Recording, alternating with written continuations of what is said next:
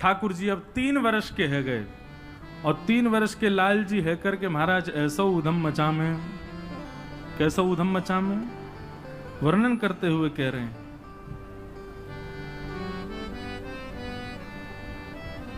कि श्रृंग्यग्निडंष्टशि जलद्विजकंटकेभ्य क्रीडा परावति चलौ स्वसुतौ निषिद्धुं ग्रहाणि कर्तुमपि यत्र न तज्जनन्यो शोकात् आपतुरलं मनसोन्वसस्थां।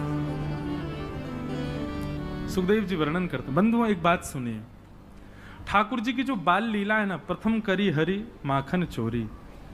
ठाकुर जी की जो बाल लीला है, इस बाल लीला में परब्रह्म इतने सरल, इतने सहज और ऐसी लीला इसलिए कर रहे हैं ताकि हम कलयुग के लोग जो ज्ञान से वंचित, वैराग्य से वंचित हैं, हमको ज्ञान वैराग्य इतनी जल्दी समझ में नहीं आ पाएगा, लेकिन बिना परब्रह्म से प्रेम किए गति नहीं हो सकती।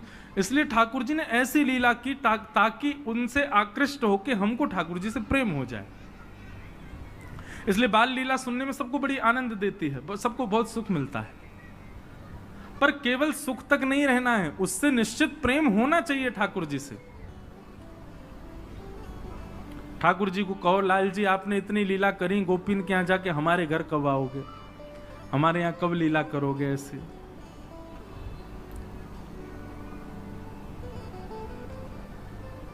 ऐसी भावना। ये ब्रज की बाल लीला, ऐसी लीला की अभिलाषा ऐसे रखो कि ये हमारे घर में भी हो, ऐसे ठाकुर जी हमारे यहां भी लीला करें। तो ठाकुर जी लीला कर रहे हैं, कैसी लीला? श्रृंग्यग्निडम शशि जलद्विजकंटकेभ्य, गैयाओं के सींगों पे चढ़ जाते हैं, ऐसा उदम मचाते हैं, अग्नि से खेलने लग जाते हैं। द्यमष्टि, जीवों के दान। एक बार ठाकुर जी रोने लगे बहुत जोर से। यशोदा मैया बोली, लाला काय को रो रहे है? ठाकुर जी बोले, नाय नाय मैया, मेरे संग बहुत बड़ा अत्याचार है गयो। मैया बोली, लाला कहाँ है गयो, बता तो सही। नाय नाय मैया, मेरे संग बहुत बड़ा अत्याचार है गयो। मैया बोली, अरे मेरे लाला ने बता तो सही, कहाँ भयो? बोले, मैया कल हमारी गौशाला में एक गैया ने बछड़ा को जन्म दियो। मैया बोली, तो यहां में रोवे वाली काई को बात है, तू रो काई को रोए? ठाकुर जी बोले, मैं यहां मारे रो रहा हूं, जैसे ही बछड़ा ने जन्म लिया मेरे मन में आई मैं आके मुंह खोल के देखूं। मैंने मैया वा को मुंह खोल के देखो, वा के सबरे दांत निकल आए जन्म लेते ही। मैं 3 साल को हैगा, वो 4 दांत निकले। मैया मेरे संग बहुत बड़ा अत्याचार भयो। मैया लाला को गोदी में बैठा ले, बोल, लाला ये सबरी तेरी गलती है, तू मोते मत कहवे। बोले, कहां गलती है मैया मेरी, तू मौसम ऐसे क्या कह रही है? बोले, तेरे दांत तो सबरे निकरे, लेकिन तू इतनो मक्खन खावे, इतनो मक्खन खावे, तेरा मुंह चीकनो है जाए, सो चीकनो है वो दांत सबरे तेरे पेट में चले जाएं, तेरे मुंह में ना रुके। दूध तू पीवे ना है, यही मारे तेरे सबरे दांत चले गए। ठाकुर जी बोले, मैया सो दूध पीवे तो मेरे दांत निकल आवेंगे? बोले, हाँ। सो ठाकुर जी दूध पीवे, बाकी बाद फिर अपने दांत न गिने। बोले, अब ये तो 4 ही रह गए मैया, निकरी ना रहे। बोले, ऐसे थोड़ी लाला, कछु दिन पी वासो निकरेंगे। ऐसी ठाकुर जी मधुर लीला करते हैं। श्रृंग्यग्निडंष्टि जल, ठाकुर जी जल में खेलते हैं और फिर जल में कूदने के बाद रोने लग जाओ, अरे मैया बचाइयो, अरे भैया बचाइयो, अरे बाबा बचाइयो। दौड़े दौड़े सबरे आमे, अरे लाला डूबो, लाला डूबो, लाला बचाओ। जैसे ही सबरे इनको लाला को बचावे जामे, सोई लाला सबन के हाथन को पकड़े और दूसरे हाथ से पकड़े उनको भी घेर लेवे, सबन को घेर दे पानी में। फिर सबरे भागे लाला के पीछे। श्रृंग्यग्निडंष्टि जल द्विजकंटकेभ्य। अच्छा, इतना सुंदर भाव है। ठाकुर जी कहा करें पता है, सवेरे सवेरे तैयार है कि निकल जाएं और पूरे दिन कहा करें नेक से लाला। शाम को मैया त्याग कहें, मैया मैं तो बड़ा थक गो, कहा करूं, सवेरे हेती इतने काम है मुंह पे मैया। मैया बोली, 3.5 बरस को लाला, तो पे कहा काम है मुझे बता। ठाकुर जी करें कहा पूरे दिन? अभी अभी ठाकुर जी ने चोरी शुरू नहीं करी है, ये उससे पहले की कथा है। तो ठाकुर जी कहा करें, पूरे गोकुल में भ्रमण करते करते केवल ये देखें संत आए कि नहीं, वैष्णव आए कि नहीं, ब्राह्मण आए कि नहीं। और जैसे संत वैष्णव ब्राह्मण ठाकुर जी को दिखाई देते हैं तो ठाकुर जी उनको, अरे तुम यहां डोल रहे हो, परिचय नहीं है, ऐसी बात, अरे आप यहां डोल रहे हो। सामने वाले कहें, अरे भैया तुम कौन?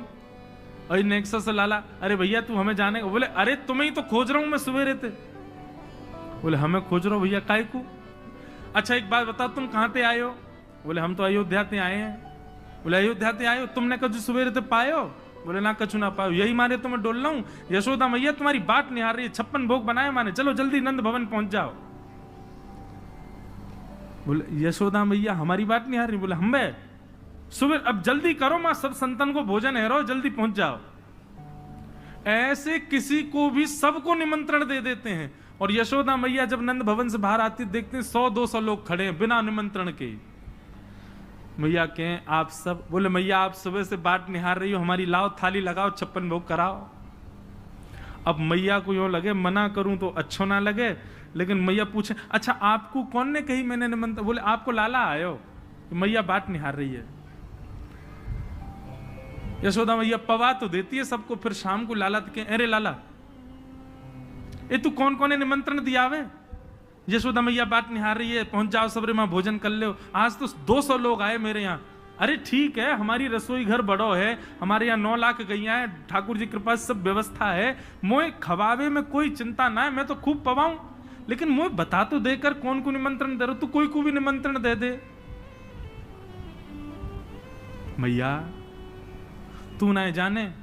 बोले कहा, मैं तो या घर को पुण्य कर रहा हूं, जितना ज्यादा है सके पुण्य जमा कर कर। मैया मैं तो बुढ़ापा आ जाएगा, मैं तो चला जाऊंगा, तो को बाबा को छोड़ जाऊंगा पुण्य करके। मैया के अच्छा कहा पुण्य कर रहे हो लाला? बोले मैया देख, ये संत ब्राह्मण ये साक्षात भगवान को मुख हैं, जब इनके मुख में हम कछु अन्न दे में, मक्खन दे में, या कछु भी इनको पवामे, तो ऐसा समझने से साक्षात नारायण पा रहे हैं। मैया देख, कल 100 आए नारायण, आज 200 नारायण तेरे घर आए पावे, मैं तो ये पुण्य करवाऊं। और मैया दूसरी बात सुनेगी? बोले हाँ। मारेगी तो ना मुझे? बोले ना मारूंगी। बता। बोले तू बड़ी मोटी है गई मैया, मुंह को यूं लगे पूरे दिन लगी रहेगी तो तेरो ने वजन कम हो जाएगा।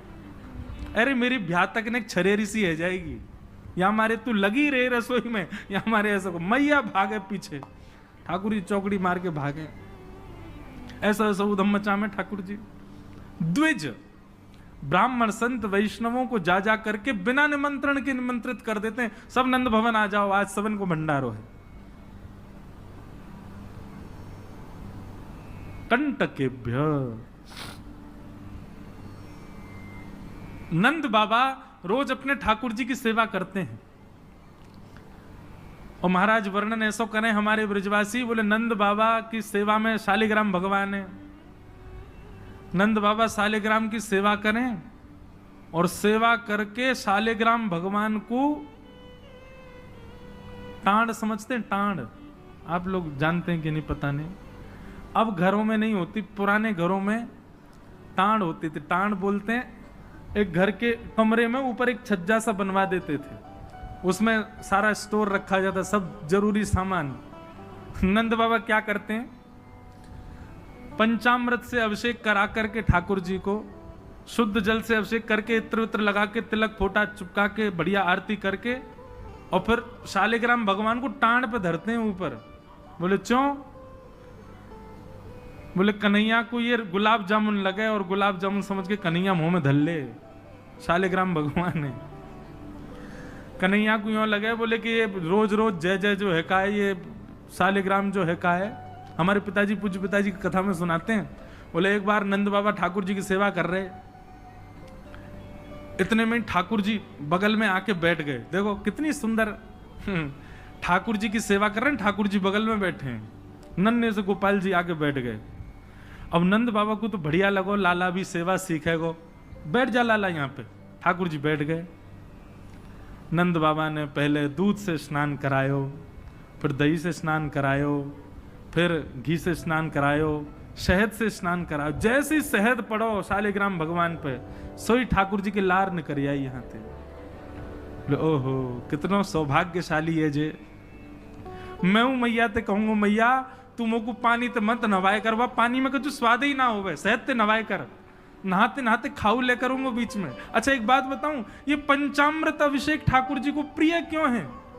क्योंकि ठाकुर जी का स्नान भी हो जाता, पेट भी भर जाता, बीच बीच में जीव निकाल के खाऊ जाए ठाकुर जी इसलिए ठाकुर जी का पंचामृत अभिषेक होता है ये, और ये वास्तविकता है।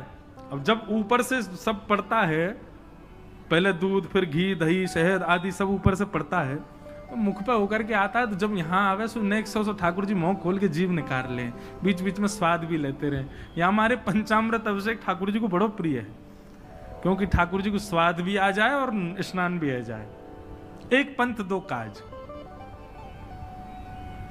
तो ठाकुर जी की तो लार निकल आई। ठाकुर जी बोले जय जय मीठो है गयो होगो, अब तो रस भरो है गयो होगो।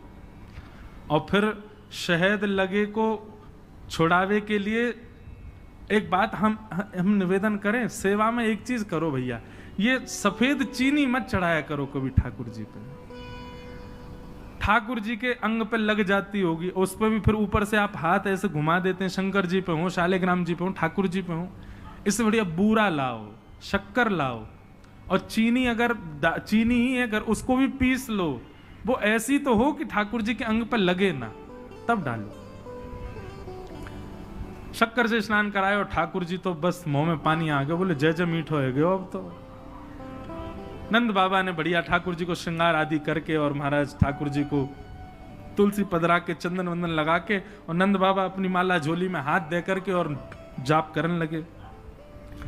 पूज्य पिताजी महाराज कहें नंद बाबा मुंह पे एक कपड़ा और डाल लें, मुख पर कपड़ा डाल के जप करने से मन एकाग्र होता है, यह भी एक साधना का एक नियम है।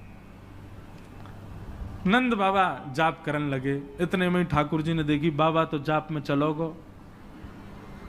अब कहां जाएगो जय जय बच के।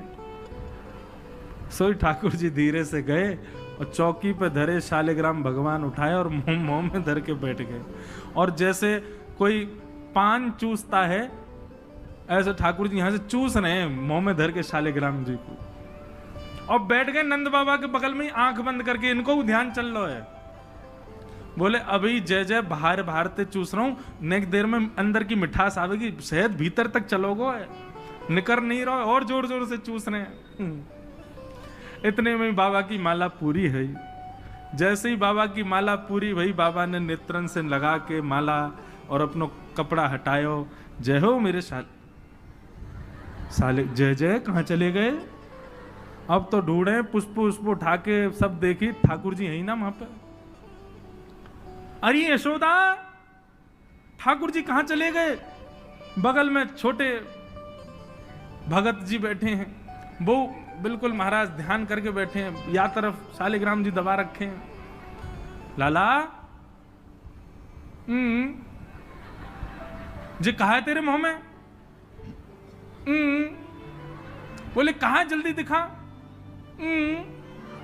नंद बाबा ने एक गुलचा बना करके जैसे ही मुंह में दियो, महाराज सोई शालिग्राम जी बाहर आ गए। नंद बाबा तो लिए उनको सिर से लगा में, रोते रोते गए, अरे यशोदा देख आज कहा भयो। बोले कहा भयो? बोले तेरो लाला उद्यमी है, हमारो लाला उद्यमी है, ये बात तो मैं स्वीकार कर चुका हूं, लेकिन इतना बड़ा उद्यमी। यशोदा मैया बोली भयो कहा? बोले भैया जे मक्खन खा जाए, घी खा जाए, मिश्री खा जाए, दूसरे इनके घर में जा जाके खाया हुए, लेकिन आज तो यानी भगवान ही खा लिए, जय जय खा गो, हमारे शालिग्राम भगवान को खा गए। यशोदा मैया बोली वो तुमने शहद पे स्नान कराए तो वह लगी होगी, मीठो है गो, जय जय या खा जाओ। ठाकुर जी दूर खड़े हैं। वाह दिन से नंद बाबा को नियम है स्नान ध्यान करके ठाकुर जी को टांड पे धर के जाएं कि लाला के हाथ नहीं पड़ जाए कहीं, नहीं तो जय जय खा जाएगा। ऐसी ठाकुर जी की मधुर लीला, इतनी भाव में लीला ठाकुर जी की चल रही है कि सब रीझ जाते हैं। बंधुओं कभी कभी तो इन लीला को सुन करके, कह करके और अनुभव करके तो नेत्र सजल हो जाते हैं। ये परब्रह्म परमात्मा प्रेम के पूर्ण स्वरूप बन के आए।